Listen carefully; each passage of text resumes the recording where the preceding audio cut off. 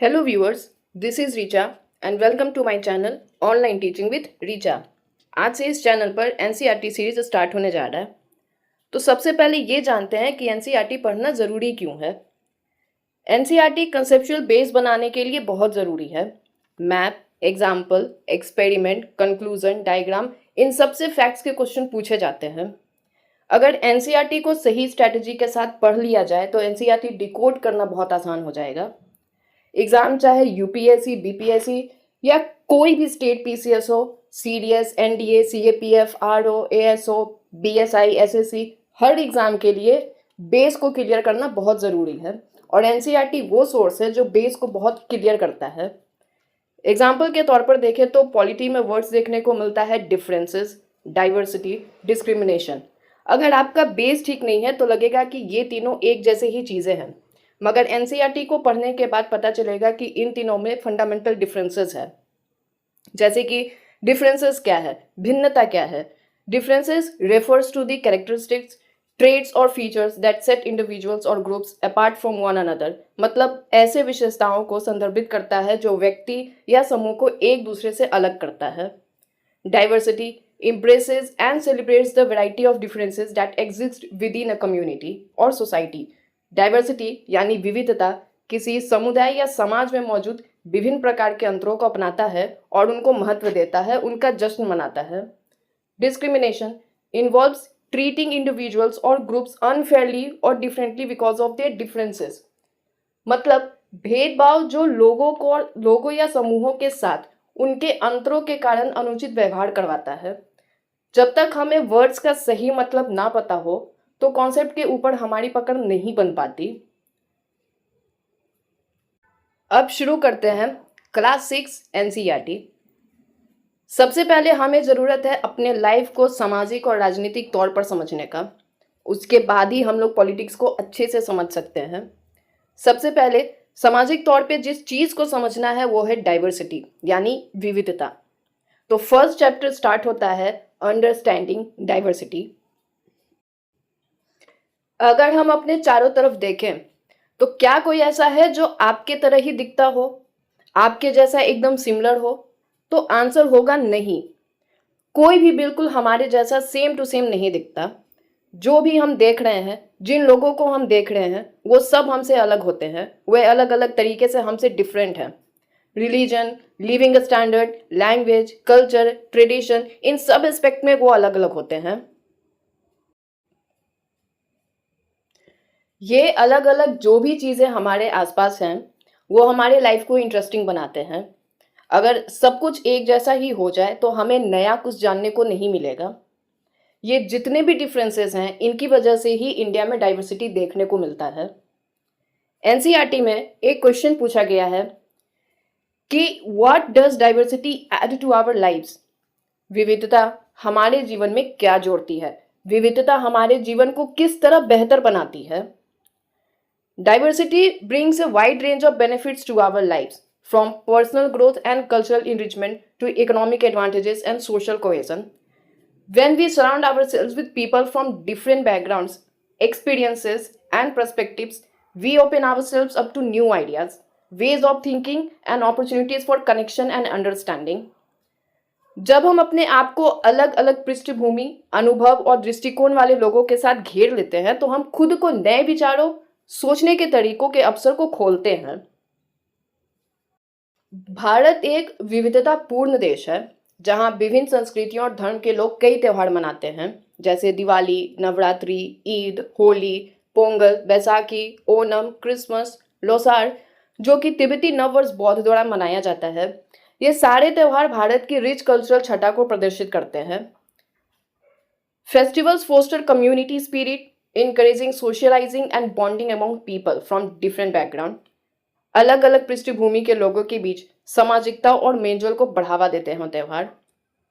जैसे कि अगर एक क्षेत्र में अलग अलग समुदाय के लोग रह रहे हैं तो हर समुदाय एक दूसरे के बारे में, एक दूसरे के त्यौहार के बारे में जान पाता है।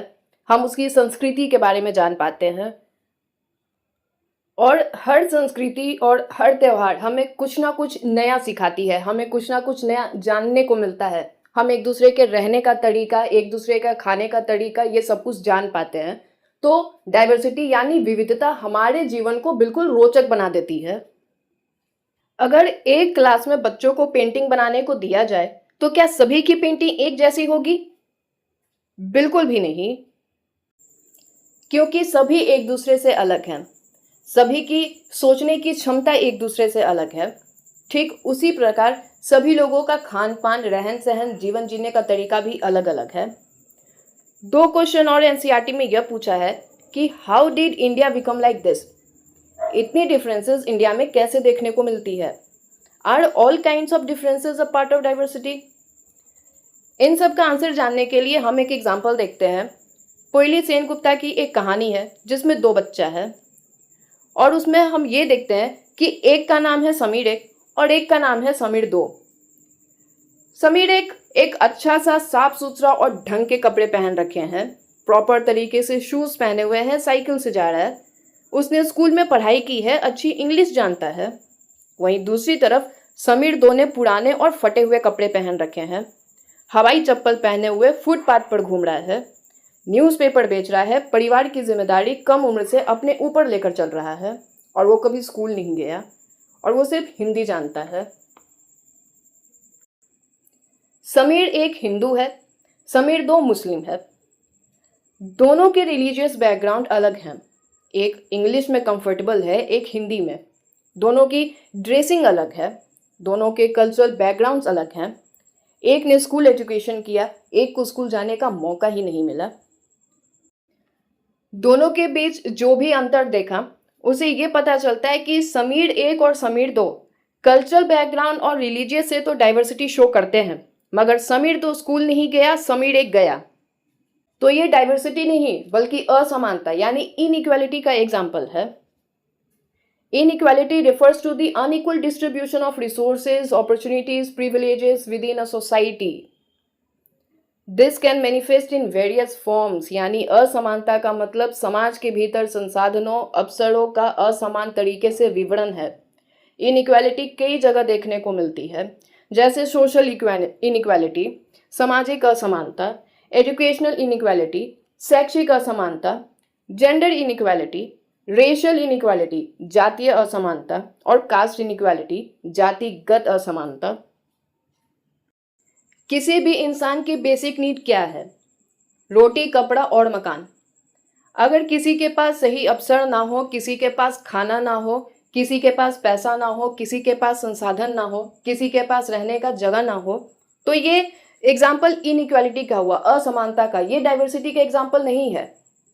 कोई गरीब है, कोई अमीर है, तो वो असमानता है, गैर बराबरी है, ये डाइवर्सिटी का एग्जाम्पल नहीं है। तो इससे ये पता चलता है कि हर डिफरेंसेस डाइवर्सिटी नहीं होती। कुछ डिफरेंसेस डाइवर्सिटी लाती है, मगर कुछ डिफरेंसेस लोगों के बीच भेदभाव भी पैदा करती है। एक को सब कुछ मिल रखा है और एक को उन चीज़ों के लिए सोचना पड़ता है, तो ये गैर बराबरी है, ये असमानता है। एक एग्जाम्पल को समझते हैं, कास्ट इनइक्वालिटी, जातिगत असमानता, जिसमें जातिगत स्थिति के आधार पर किसी के साथ भेदभाव किया जाता है और ये आमतौर पर इंडिया, नेपाल और श्रीलंका जैसे साउथ एशियन कंट्रीज में पाई जाती है। सबसे पहले ये जानते हैं कि ये कास्ट सिस्टम क्या है। कास्ट सिस्टम एक सोशल हायरार्की है। हायरार्की मीन्स कि एक सिस्टम है जिसमें व्यक्ति को या एक ग्रुप को एक ऑर्डर में, एक क्रम में रखा जाता है, जिसमें हर लेवल की अपनी भूमिका, जिम्मेदारी या अधिकार होता है। कास्ट सिस्टम की उत्पत्ति एंशिएंट इंडिया में हुई थी, जिसमें लोगों को उनके काम के आधार पर बांटा गया। पहले ये था कि आप जिस जाति से हैं तो उस जाति का जो स्पेसिफिक काम था आप उसको बदल नहीं सकते थे। अगर किसी के फादर कुम्हार हैं तो बेटा भी कुम्हार ही बनेगा, बदल नहीं सकते थे। अगर किसी के अंदर बर्तन नहीं, मिसाइल बनाने की काबिलियत है, मगर बनाना तो बर्तन ही पड़ेगा, क्योंकि कुछ और करने की सोच ही नहीं सकते थे। ये इनइक्वालिटी का एग्जाम्पल है। किसी के अंदर बहुत कुछ कर जाने की काबिलियत थी, मगर कास्ट सिस्टम होने की वजह से, क्योंकि वो जिस स्पेसिफिक काम के लिए बने हैं, जिसके आधार पर उनका जाति नाम दिया गया है, उनको वही करना था। वो उसके अलावा कुछ सोच नहीं सकते थे, वो इसके अलावा कुछ जान नहीं सकते थे। इस वजह से कई तरह के डिस्क्रिमिनेशन हमें देखने को मिले। हमने ये तो जान लिया कि सारी डिफरेंसेस डाइवर्सिटी का हिस्सा नहीं हैं। तो अब ये भी जानते हैं कि इंडिया में डाइवर्सिटी कैसे हुई। अगर कोई हमसे पूछे इंडिया के बारे में तो सीधे सीधी एक शब्द, एक लाइन हम इस्तेमाल करते हैं कि India is country of many diversities.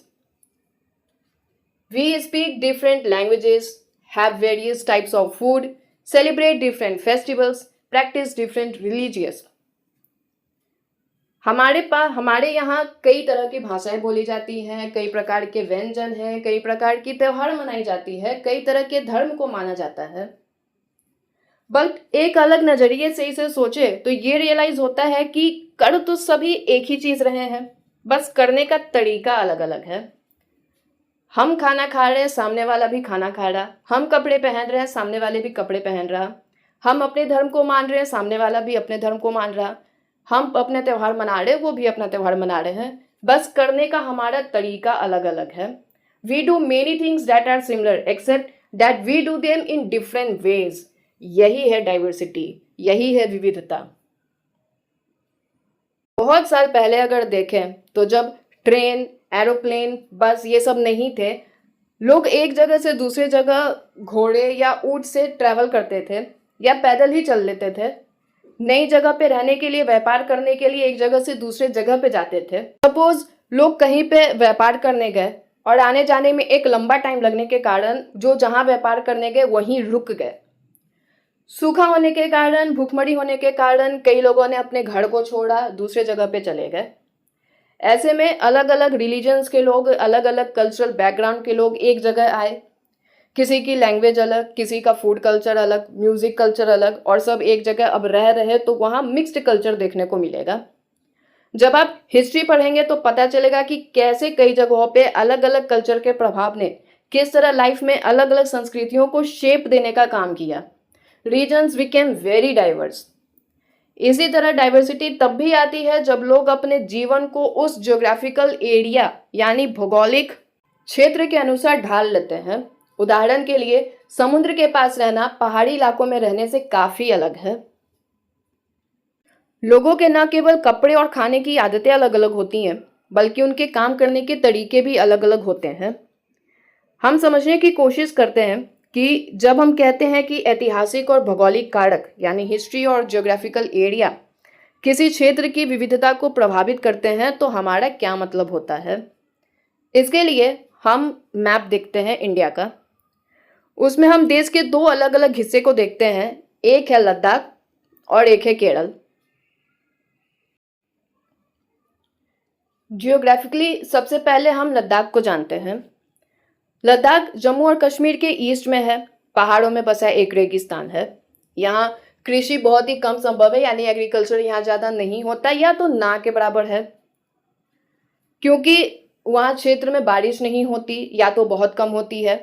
ज़्यादातर समय जो है वहाँ बर्फ से ढका हुआ होता है। यहाँ बहुत कम पेड़ उग सकते हैं।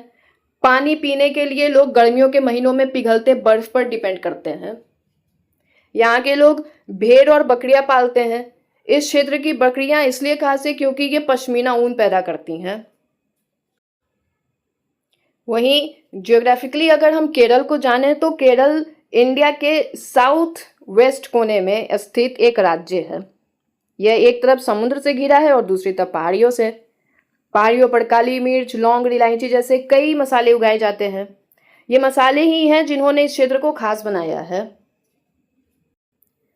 लद्दाख के लोग व्यापार के लिए क्या करते हैं? तो लद्दाख के लोग व्यापार के लिए भेड़ और बकरियां पालते हैं। इस क्षेत्र की बकरियां इसलिए खास है क्योंकि वो पश्मीना ऊन पैदा करती हैं। यह ऊन बेशकीमती है और पश्मीना शॉल की कीमत बहुत ज़्यादा होती है। लद्दाख के लोग बकरियों के ऊन को इकट्ठा करते हैं और इसे कश्मीर के व्यापारियों को बेचते हैं, जहां कश्मीर में इसकी बुनाई की जाती है। रेगिस्तान होने का मतलब यह नहीं था कि लद्दाख व्यापारियों को आकर्षित नहीं करता था। इसे एक अच्छा व्यापार मार्ग माना जाता था, यानी एक बेस्ट ट्रेड रूट जिससे होकर लोग मिड एशिया जाते थे, जिसे आज तिब्बत के नाम से जाना जाता है। यहां से कपड़े और मसाले और कच्चे रेशम के कालीन लाए जाते थे। बौद्ध धर्म भी तिब्बत में लद्दाख के रास्ते ही पहुंचा। इस वजह से लद्दाख को एक छोटा तिब्बत भी बोला जाता है। इस क्षेत्र में इस्लाम का आगमन भी हुआ। मुस्लिम आबादी यहाँ काफ़ी है। लद्दाख में गीतों और कविताओं की बहुत मौखिक परंपरा है। तिब्बती राष्ट्रीय महाकाव्य केसर गाथा के स्थानीय संस्करण मुस्लिम और मौर्य दोनों द्वारा गाए और प्रस्तुत किए जाते हैं। केरल में हमने देखा कि वहाँ मिर्च, लौंग और इलायची जैसी कई मसाले उगाए जाते हैं और इस मसालों की वजह से ही वो क्षेत्र व्यापारियों के लिए खास बनती है। व्यापारियों के लिए एक खास आकर्षण का जगह है। यहूदी और अरब व्यापारी यहाँ आने वाले पहले व्यक्ति थे और माना जाता है कि सेंट थॉमस लगभग 2000 साल पहले यहाँ आए थे और यहाँ क्रिश्चियनिटी लाने का भी श्रेय उन्हें ही दिया जाता है। अरब व्यापारी भी यहाँ आकर बस गए थे। इब्न बतूता जो 700 साल से भी कम समय पहले यहाँ आया था, वास्को डी गामा आया।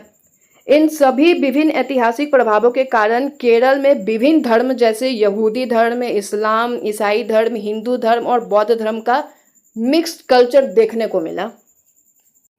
यहाँ इस्तेमाल किए जाने वाली मछली पकड़ने के लिए जाल बिल्कुल चीनी मछली पकड़ने के जाल जैसे दिखती है और इन्हें चीना वाला कहा जाता है। यहाँ तक कि तलने के लिए इस्तेमाल किए जाने वाले बर्तन को भी चीना चाटी कहा जाता है और ऐसा माना जाता है कि चीन शब्द चीन से आया है, यानी चाइना से आया है। केरल के लोग मछली खाते हैं, सब्जियां खाते हैं और वहाँ के लोग सबसे ज़्यादा चावल खाते हैं क्योंकि वहाँ उपजाऊ भूमि और जलवायु चावल उगाने के लिए बिल्कुल सही है। वहीं दूसरी तरफ लद्दाख के लोग मीट खाते हैं, दूध से बने उत्पाद खाते हैं जैसे पनीर हो गया, मक्खन हो गया। इसलिए वहाँ हर घर में गाय और बकरियां देखने को मिलती हैं क्योंकि ये उनके लिए एक खाने के सोर्स के रूप में भी काम आता है और साथ ही साथ व्यापार के रूप में भी। केरल और लद्दाख के बारे में पढ़कर ये पता चलता है कि while Kerala and Ladakh are quite different in terms of their geographical features. The history of both regions has seen similar cultural influences. Kerala और लद्दाख अपनी भौगोलिक विशेषताओं के मामले में काफ़ी अलग है, लेकिन दोनों क्षेत्रों के इतिहास में समान सांस्कृतिक प्रभाव देखे गए हैं। दोनों क्षेत्रों में चीनी और अरब व्यापारी आए। दोनों ही हिस्सों में कई तरह की विविधता है। लोगों के रहन सहन, लोगों का खान पान, लोगों की सांस्कृतिक परंपराएं एक दूसरे से एकदम अलग है। लोगों का व्यापार करने का तरीका अलग है। फिर भी ये दोनों ही हमारे भारत का हिस्सा है और ये हमारे इंडिया में डाइवर्सिटी शो करते हैं। भारत की विविधता को यानी कि इंडिया में पाई जाने वाली डाइवर्सिटी को हमेशा ही इसे एक ताकत के रूप में देखा गया है। जब अंग्रेजों ने भारत पर शासन किया था तो उन्हें लगता था कि यहाँ के लोग तो बहुत ही अलग हैं, एक दूसरे से एकदम अलग अलग हैं, तो वो आराम से इन लोगों को बीच में मतभेद पैदा करके आराम से हमारे देश पर शासन कर सकते हैं। मगर ऐसा हुआ नहीं। भले ही यहाँ के लोग अलग अलग प्रांतों से थे, अलग अलग धर्म से थे, अलग अलग जाति से थे, मगर अंग्रेजों के खिलाफ सभी मिलजुल कर खड़े हुए, सभी मिलकर जेल गए, सभी एक साथ उनके खिलाफ लड़े। फिर चाहे वो मेन हो, वुमेन हो, किसी भी धर्म के लोगों को सभी एक साथ मिलकर अंग्रेजों के खिलाफ आवाज उठाएं। यहाँ के लोगों ने एकजुट होकर यह साबित कर दिया कि भले ही वो अलग अलग हों, उनका तरीका रहने का अलग हो, मगर वो सभी एक हैं, यानी कि अनेकता में एकता है। जब जलियांवाला हत्याकांड हुआ था तब कई लोग मारे गए थे, कई लोग घायल हो गए थे। तब उनके लिए एक गीत रचा गया था, उन बहादुर लोगों को याद करने के लिए एक गीत रचा गया था जो है कि खून के दिनों को मत भूलना, अपने खुशियों में एक आंसू हमारे लिए बहाना याद रखना। शिकारी ने हर एक फूल तोड़ लिया, रेगिस्तान के बीच में एक फूल जरूर लगाना। गोलियों से घायल होकर हम सो गए, जलियांवाला बाग इस अकेली कब्र पर एक दिया जरूर जलाना। आज हिंदू मुसलमान का खून एक साथ बहा है, अपने वस्त्र इस रक्त की नदी में भिगो देना। कुछ लोग जेलों में सड़ रहे हैं जबकि अन्य कब्रों में पड़े हैं, उनके लिए कुछ आंसू तो बहा देना। इस गीत से ये पता चलता है कि ब्रिटिशों के खिलाफ, अंग्रेजों के खिलाफ, चाहे वो पुरुष हो, महिला हो, हिंदू हो, सिख हो, मुसलमान हो, अमीर हो, गरीब हो, सभी इन अंग्रेजों के खिलाफ खड़े हो गए थे। सभी के खून बहे थे, सभी ने तकलीफें झेली थी, सभी ने अंग्रेजों के खिलाफ एक साथ एकजुट होकर आवाज उठाए थे और आज उसी के कारण, इसी एकजुटता के कारण हमारा भारत इन अंग्रेजों से आजाद हो पाया। जवाहरलाल नेहरू की किताब द डिस्कवरी ऑफ इंडिया में उन्होंने भारत की एकता के बारे में बातें कही थी। भारत की एकता को साफ दिखाने के लिए उन्होंने एक फ्रेज इस्तेमाल किया था, जो है यूनिटी इन डाइवर्सिटी। वो जवाहरलाल नेहरू ही हैं जिन्होंने यूनिटी ऑफ डाइवर्सिटी का मतलब लोगों को समझाने की कोशिश की थी।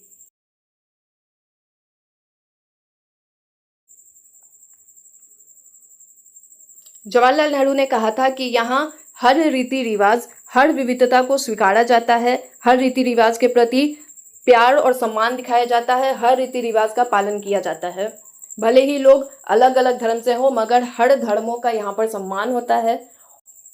और यही कारण है कि हमारे देश में कई तरह की भिन्नता है, कई तरह की अनेकता है, मगर फिर भी इस अनेकता में एकता है।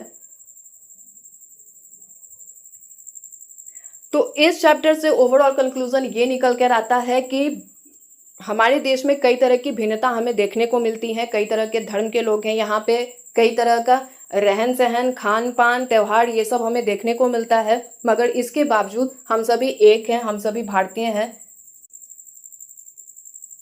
और ये डाइवर्सिटी ही है जो हमारे लाइफ को बहुत ज़्यादा रोचक बनाती है। हमें कई तरह की चीज़ें आसपास जानने को मिलती हैं, सीखने को मिलती हैं। अगर सारी चीज़ें एक जैसी ही हो जाएं तो फिर लाइफ ही बोरिंग हो जाएगी, हमें कुछ नया जानने को ही नहीं मिलेगा। मगर डाइवर्सिटी की वजह से ही हम कई धर्म के बारे में जान पाते हैं, कई प्रांतों के बारे में जान पाते हैं, कई जातियों के बारे में जान पाते हैं। लोग अलग अलग क्षेत्र से बिलोंग करते हैं, मगर जब भी बात हमारे देश की आती है तब हम सभी एक हैं, हम सभी एकजुट हैं, हम सभी में एकता है। और यही हमारे देश को मजबूत बनाता है, यही हमारे देश की सबसे बड़ी ताकत है।